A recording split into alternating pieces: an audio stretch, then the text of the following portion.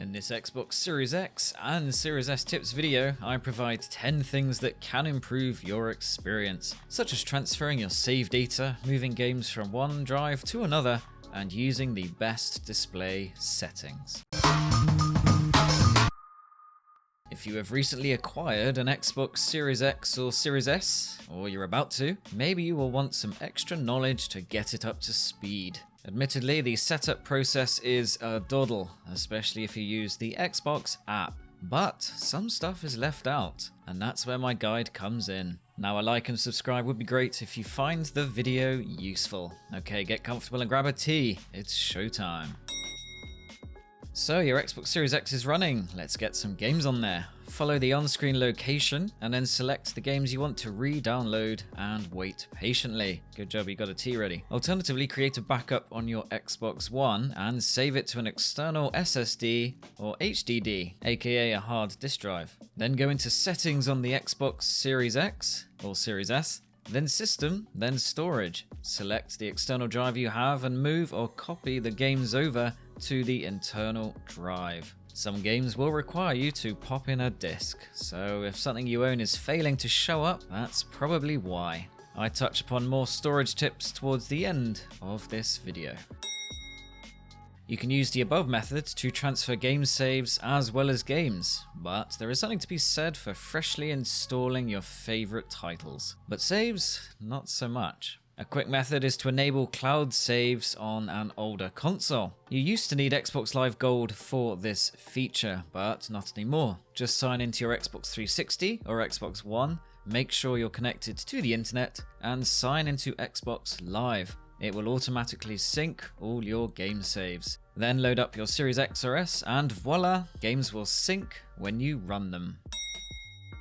It's quick and easy to use the Xbox app when setting up your Series X or Series S, but you can also use the app to play games remotely. Yes, you can play No Man's Sky on a tablet or smartphone if you really want to. Useful if someone is hogging the TV. I actually made a video about this, feel free to check it out. But anyway, to do it you need to first enable the Instant On Power mode. Now go into the Xbox app, then press the button with the books icon. If the device with the Xbox app is connected to the same Wi-Fi as your Xbox Series X or Series S, it will show up here when you press Set Up a Console. Press to connect, then enter a code that appears on screen. You may need to run this a couple of times to get the code to show. Once you have followed the instructions on screen, you can now connect your phone to your Xbox over a Wi-Fi connection and even data, unlike the PlayStation equivalent. In either case, you will need to connect a Bluetooth device or controller to play. This requires turning an Xbox One or Series controller on, press the top Bluetooth button, and watch the Xbox button flash.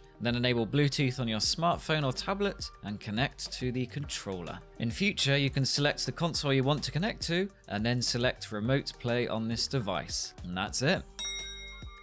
The Xbox Series X and Series S can be set to work with 4K and or 120Hz monitors and televisions. To do this, head into TV and display options and set your resolution to whatever is preferred. On a Windows 10 PC, you can check your monitor resolution by right-clicking on the desktop and then select Display Settings and scroll down. For a television, there's probably a mention within Settings somewhere, or you can just look up the brand and make. The numbers 720p, 1080p and 1440p represent the vertical pixel dimension, while 4K is the horizontal, confusingly. Technically, for Ultra HD, it's 3860 pixels, although there is also a 4K variant that is above that, but not in the case of the Series X or PS5. Below that is refresh rate. 60Hz is likely to be the default and is more common, but some monitors and TVs can do 120Hz. If that's the case for you, select 120Hz. Use the 4K TV details option to the right of resolution to see what your currently connected display can manage. TV and console calibration can make a big difference to your viewing experience. I won't go into TV specifics here, there are plenty of videos and calibration discs out there to help you, but you should definitely run the Xbox Series X and Series S Calibrate TV option. Start it up and you simply have to work your way through the on-screen instructions. using your TV remote and the display settings to fine-tune everything. You may want to dig out an online or offline manual to do this. Avoid calibrating your monitor or TV if your room is overly bright or dark, unless that's how it is normally. Adjusting for a dark room can mean you struggle to see what's going on when it's bright, and vice versa. If the lighting changes a lot, go for a happy medium between the two. HDR calibration, meanwhile, is a little different. Follow the instructions and use left and right on the D-pad or left joystick to make the pattern darker or brighter. Basically, you want to press left or right until you can no longer see those squares. The Xbox Series S and Series X can work offline, as in without a permanent internet connection, but you will need to connect to your Wi-Fi router initially. Follow the location on screen, then make your Series X or Series S your home Xbox. Now run the games you want to play with an internet connection and download any necessary updates. The main thing you're doing is ensuring your Xbox knows your license is valid. Once done, you should be able to disconnect from Xbox Live and play said games as usual without getting an error code. If your Xbox Series X or Series S is connected to an AV receiver, you can use the HDMI CEC settings menu to enable or disable various features. For example, turning on the console can turn on other devices at the same time. Enable HDMI CEC and away you go. This one is more useful for streamers, but perhaps you may want to hide your email address from the home screen. You can untick the Show on Home option to do exactly that. Here you can also choose if a certain controller signs you in, set a passkey, or enable or disable instant sign-in.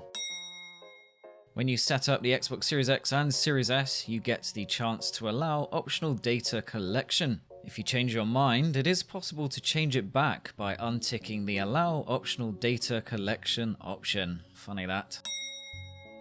And lastly, the final storage tips. If your 1TB internal SSD is full or getting a little close for comfort, you can move games to another storage solution. This can be the optional £220 Seagate official SSD that plugs in the back of the Xbox, but also any external SSD or HDD. SSD will allow faster transfer speeds, but HDD can also work if you just want to send lesser used games elsewhere to make space for game updates or new games. Go into hard drive transfer, and then here you can select the game or games to move. Then choose copy if you want to make a copy, or select move if you want to move the file from internal to external storage. Unless you have some fancy speedy internet, this transfer will work out faster than downloading the game from scratch. As you can see, moving Outlast 2 over to my Western Digital SSD means I no longer have just 6.5 GB of internal storage, which no doubt would vanish with a game update or two.